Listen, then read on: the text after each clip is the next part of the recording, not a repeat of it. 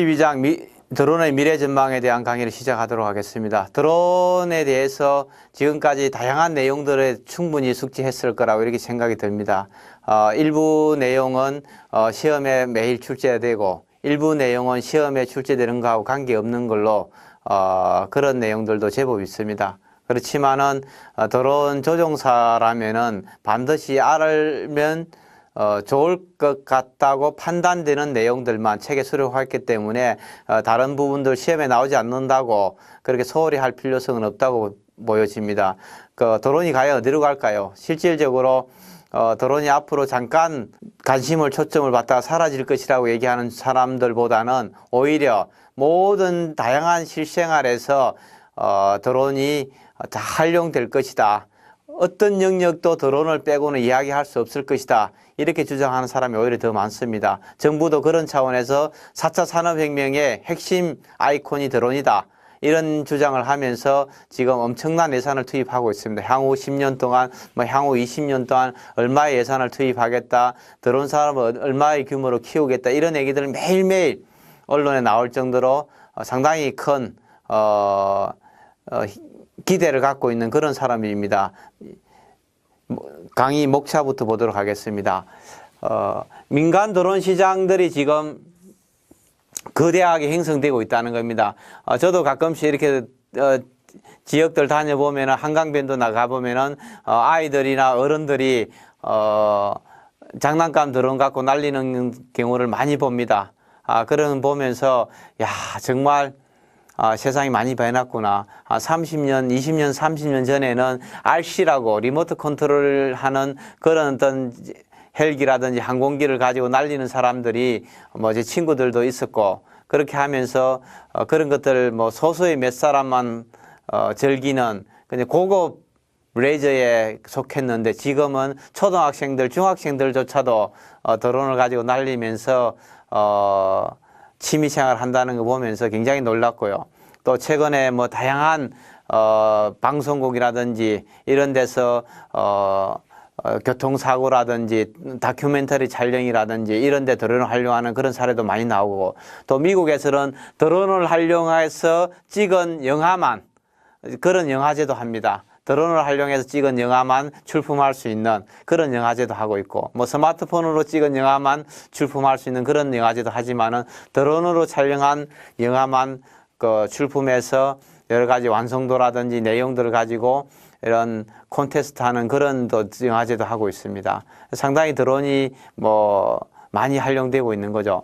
그 다음 4차 산업혁명이다 이런 얘기를 하고 있습니다. 4차 산업혁명, 1차 산업혁명이 농업혁명이고 2차 산업혁명이 전기기관이고 3차 산업혁명이 정보혁명이고 4차 산업혁명이 드론이라든지 인공지능이나 이런 부분들 얘기하고 있는데 최근 한 2, 3년 사이에 4차 산업혁명 얘기를 많이 하고 있습니다.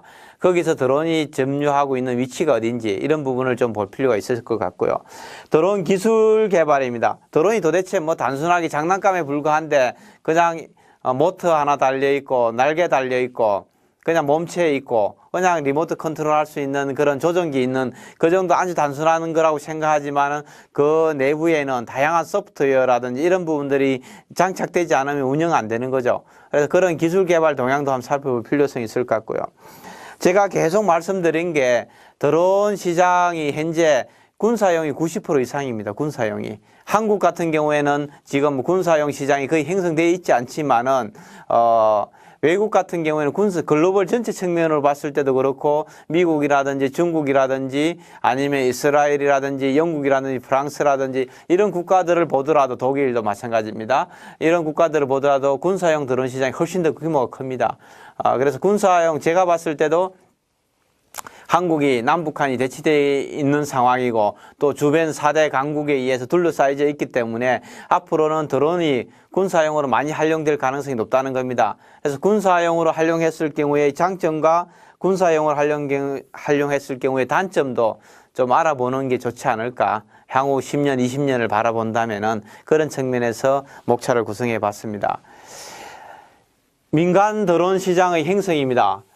지금 핫한 기업이라고 얘기하죠. 핫한 기업들. 지금 잘 나가는 기업들. 드론 민간 시장에 잘 나가는 기업이 프랑스의 페롯입니다. 페롯. 2010년도에 AR 1.0 드론을 출시한 민간 드론 시장을 했는데 2010년도에 $400짜리 쿼드롭터를 출시해서 뭐 상당히 인기를 끌었습니다. 지금도 보면은 뭐 이 페롯이 제작한 비행기 드론입니다. 그죠? 제가 가끔씩 밑에 있는 중국의 DJI 팬텀 3와 비교해 보면은 이미 디자인이 다르죠. 디자인이 품격이 다른 거죠. 명품과 일반 우리가 옷하고 차이점. 왜 명품 씁니까? 그죠?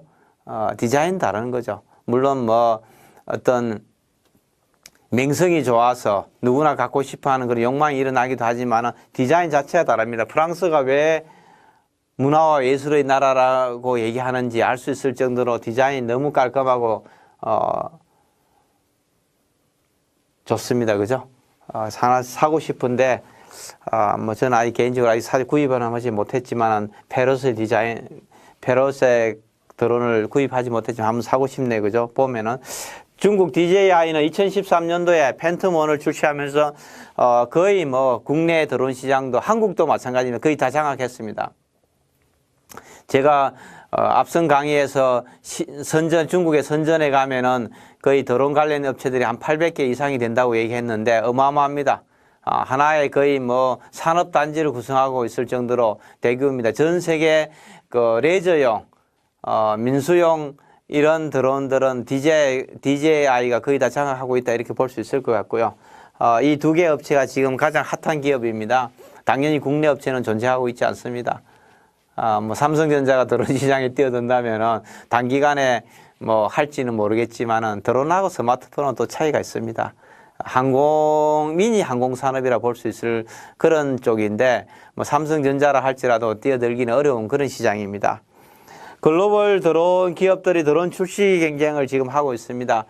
구글이라든지 뭐 페이스북이라든지 아마존이라든지 DHL이라든지 중국의 알리바바라든지 이런 기업들이 물건을 운송하는 측면이라든지 무선 인터넷 중계기라든지 뭐 다양한 용도로 드론을 활용하기 위해서 자기들 사업적으로 활용하기 위해서 개발하고 있다. 사실 어떻게 보면 알리바바나 아마존, 구글 같은 회사들은 한국보다 더 규모가 크다고 볼 수 있는 거죠. 그죠? 국가보다 더 막강한 힘을 갖고 있고 자원도 얼마든지 사실 뭐 10년 동안에 뭐 1000억 투자한다면 껌값이죠, 껌값. 뭐 아마존 같은 회사, 구글 같은 회사들이 자기들 1년에 1조고 2조고 투자할 수 있는 그런 기업들이 많은데 우리가 국가 차원에서 어젠가 제가 국토교통부에서 드론 산업에 10년간에 뭐 몇천억 투자한다고 그러는데 사실 기업보다 못한 거죠.